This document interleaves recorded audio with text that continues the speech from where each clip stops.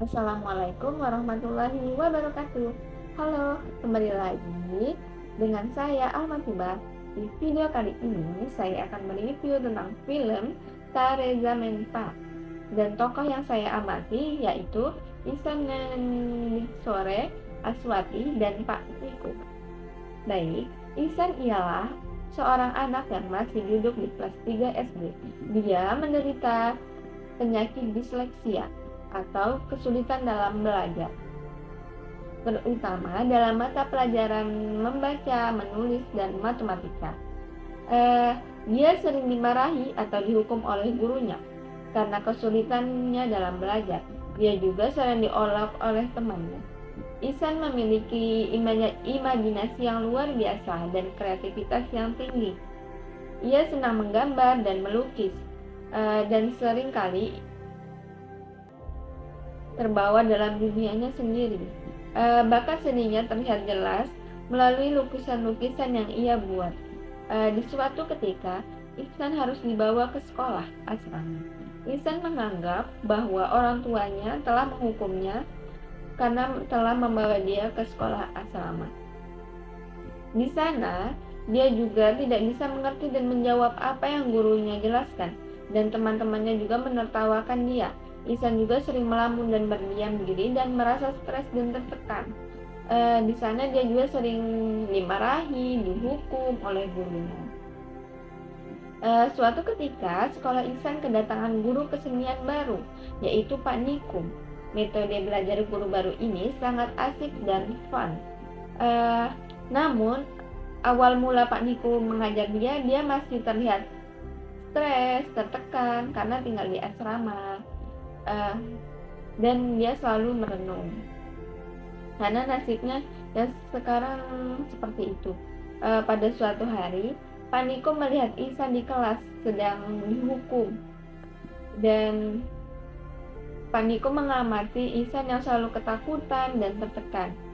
Jadi Pak Nikum ini melihat si Ihsan, Pak Nikum berinisiatif bertanya oleh teman sebangkunya, dan setelah mendengar cerita dari teman Ihsan, Pak Niko berinisiatif melihat buku pelajaran Ihsan, dan akhirnya beliau ini mengetahui bahwa Ihsan ini mengalami penyakit disleksia atau kesulitan dalam belajar. Untuk membantu Ihsan dalam keterpurukan serta memahami Ihsan, Pak Niko mendatangi orang tuanya dan bertanya tentang Ihsan.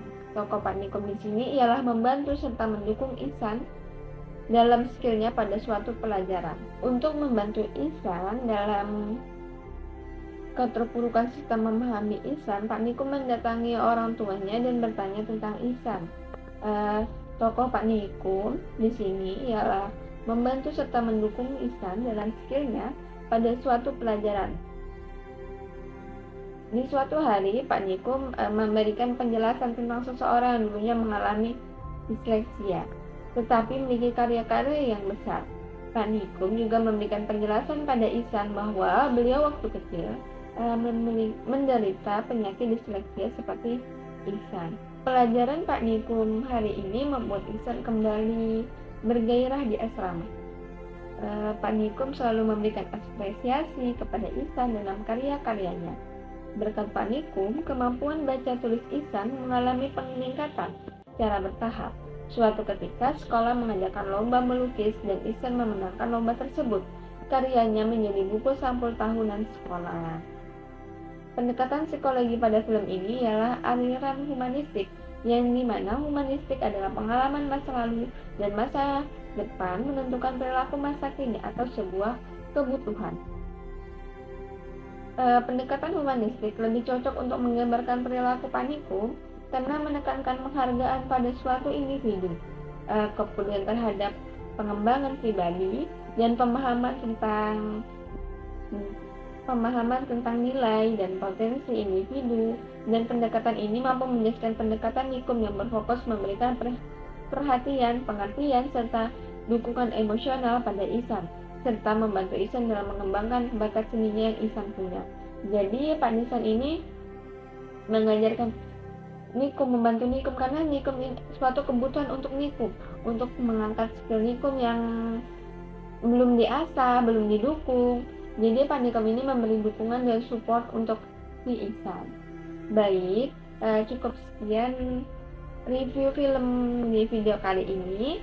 Kurang lebihnya mohon maaf. Wassalamualaikum warahmatullahi wabarakatuh. Bye bye.